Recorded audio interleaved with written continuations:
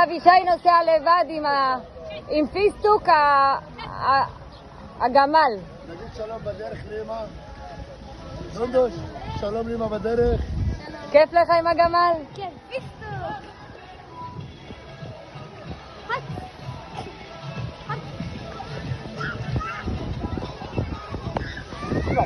מה תשלחי לי אורז את התמונה? בטח. כל התמונה. טוב.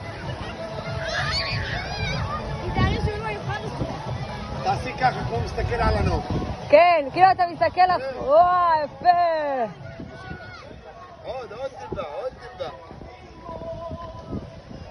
אם את תלכי הצד הזה, שהוא חוזר לחניה. יסעו.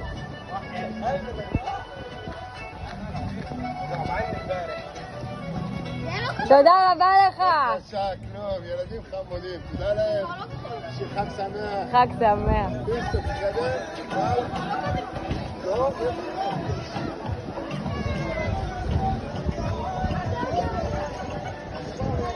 תגיד דורית. לאט לאט. לאט לאט. פיסטוק לאט לאט. נגיד לי איך זה ערך.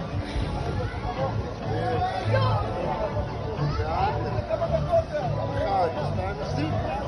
חיוך, עכשיו.